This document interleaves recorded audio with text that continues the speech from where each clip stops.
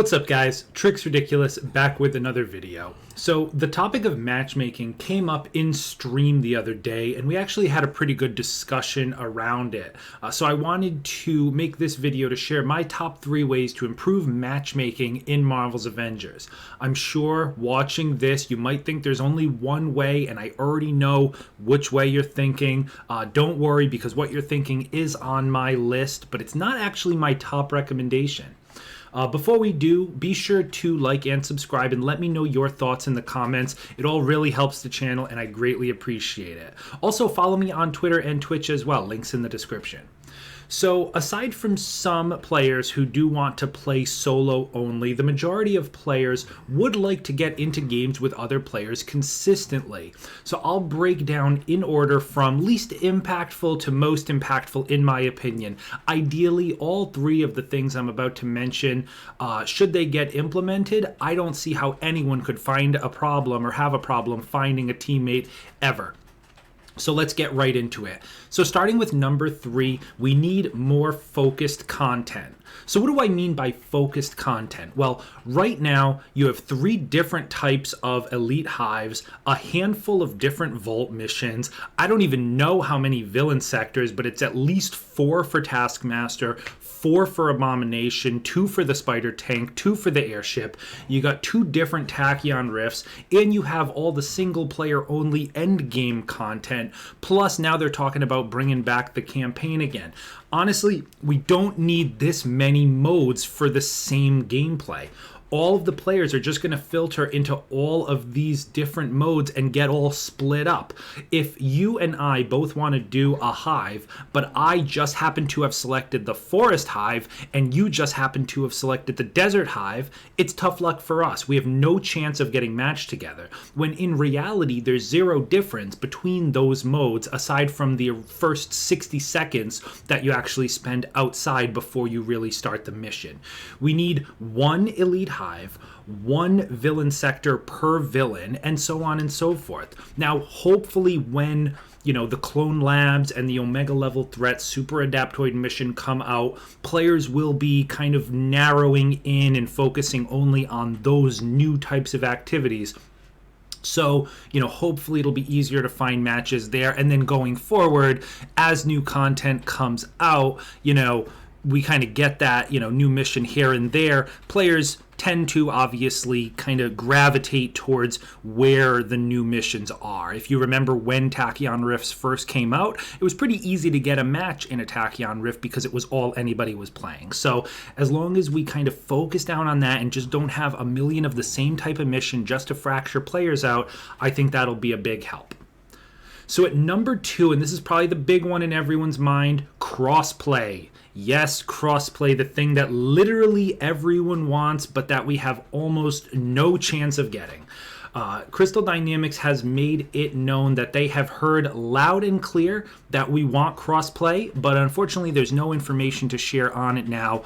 I honestly think it's pretty out of their hands. If I had to guess, I would say Sony is probably blocking it, but it's definitely, whether it's Sony or not, it's definitely up to, the actual console manufacturers, versus Crystal Dynamics themselves. So unfortunately they might not have too much of a hand on this, but personally I would love crossplay and I know a lot of people would too. I play on PlayStation primarily, but I do have friends that play on PC and on Xbox that I would love to squad up with. Now the reason this is number 2 and not number 1 is for a couple of reasons, and when you hear number 1 I think you'll agree. So first of all, while crossplay would be fantastic, it may not solve as many actual matchmaking issues as you might think. Truthfully, it'll probably only solve some matchmaking issues for players on Xbox and PC, as those are the smaller platforms as far as player bases for this game. So players on PlayStation do have a bit of a larger pool to get matched with. The players on Xbox and PC will at least be open to now play on with players from PlayStation, so it'll open up their player bases a little bit, but that's really all it's going to do. There's still not that large of a player base even across all 3. Honestly, if you add up all the players playing this game on PlayStation, Xbox, and PC, you don't even come close to a fraction of the amount of players in a game like Call of Duty, even on one of the platforms. So that's, a whole nother issue. So without the other two matchmaking fixes on this list, I think even with crossplay, you'll still have some matchmaking issues. But with crossplay, you will probably have more pre-made squads made up of friends across multiple platforms, which is not a bad thing at all. And at number one, the most important thing to fix matchmaking, in my opinion, is drop-in, drop-out matchmaking. What does that mean? It means that you can join games in progress and have other players join your games in progress, and even directly invite players from your friends list to fill open slots in your games. If you think about it right now, you have to be matchmaking in the same mission with somebody at the same time, on the same difficulty, on the same platform, on a character that is available, with matchmaking turned on, just to get matched with somebody. And that isn't even factoring in the probably 90% of players who just click start mission immediately. So those players are already not finding any matches. So you have the tiniest window that is open for literally seconds to find a match. It's insane. But with the ability to join or have others join games in progress, that window of matchmaking will now expand to the entirety of the mission to still have others join. So there are a couple caveats to doing this, and I've thought them through. If you prefer playing solo, easy. Disable matchmaking, therefore nobody will be able to join your games in progress, and you can play solo throughout the mission with your AI companions. If you don't want to join missions halfway through and you always want to start, at the beginning of a mission and play the whole thing, another easy fix.